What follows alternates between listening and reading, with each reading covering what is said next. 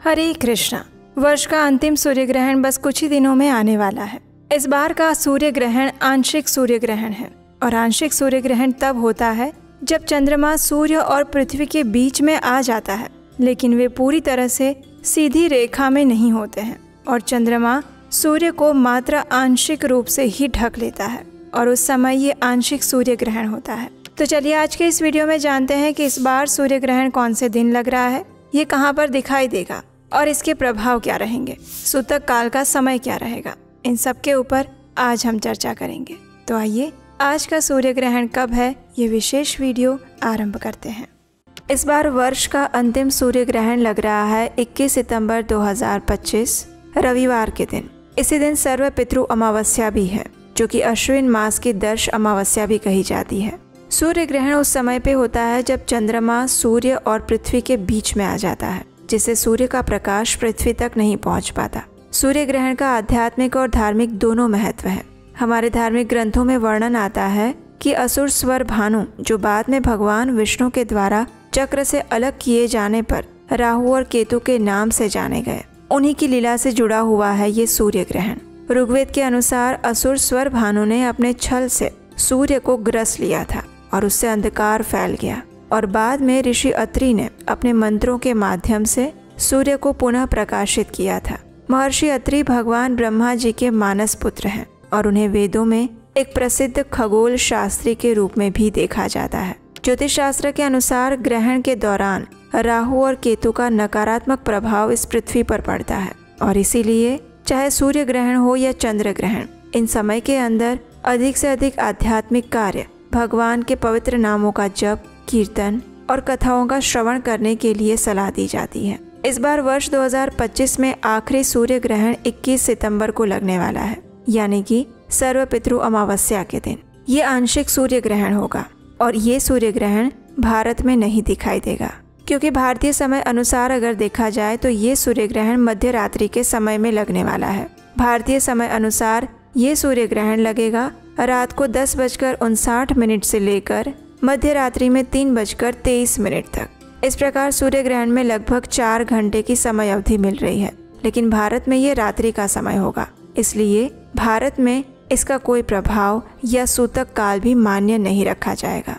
भारत में सूर्य ग्रहण के दौरान इस बार हमें सूतक के किसी भी नियम का पालन करने की आवश्यकता नहीं रहेगी, लेकिन ये वीडियो उनके लिए है जहां पर ये सूर्य ग्रहण लगने वाला है।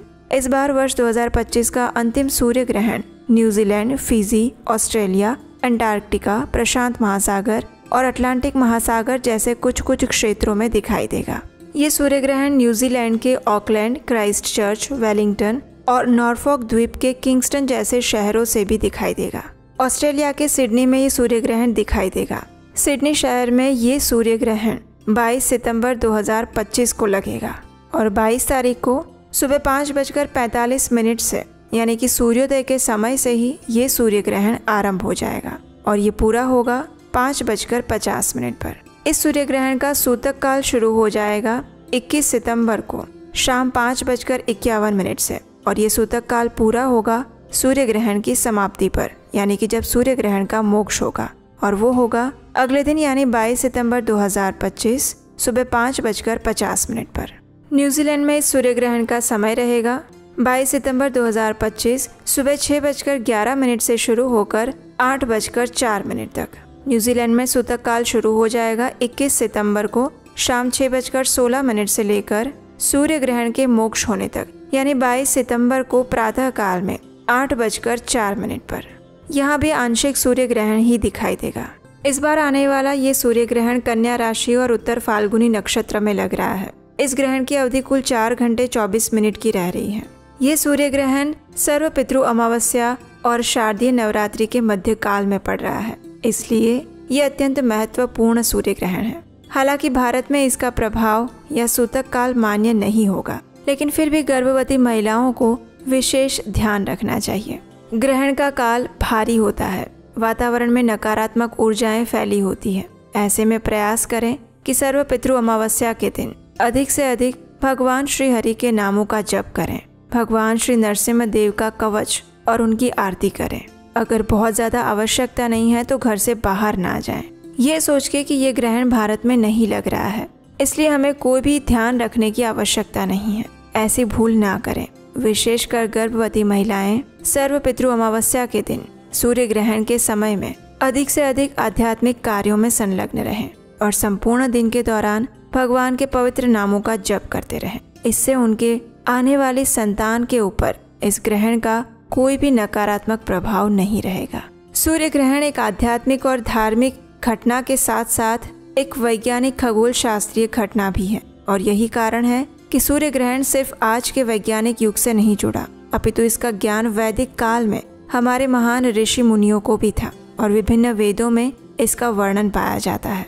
सूर्य ग्रहण की घटना को अशुभ माना जाता है और उसमें कुछ कार्य करने के लिए मना किए जाते हैं। सूर्य ग्रहण शुरू होने से पहले ही सूतक काल लग जाता है, जिसमें भगवान की पूजा इत्यादि कार्य बंद कर दिए जाते हैं। मंदिर के द्वार बंद रहते हैं और इस समय में विशेषकर गर्भवती महिलाओं, बच्चों और वृद्ध लोगों को ध्यान रखना होता है। कुछ विशेष नियमों का पालन करना होता है। इस समय के दौरान भोजन ग्रहण नहीं किया जाता और जब ग्रहण समाप्त हो जाए उसके बाद स्नान करके संपूर्ण घर को शुद्ध और स्वच्छ करके अपनी क्षमता अनुसार दान दिया जाता है। और इस बार सर्व पितृ अमावस्या पर यह सूर्य ग्रहण लग रहा है, इसलिए पितरों के लिए दान और तर्पण के लिए ये विशेष समय रहेगा।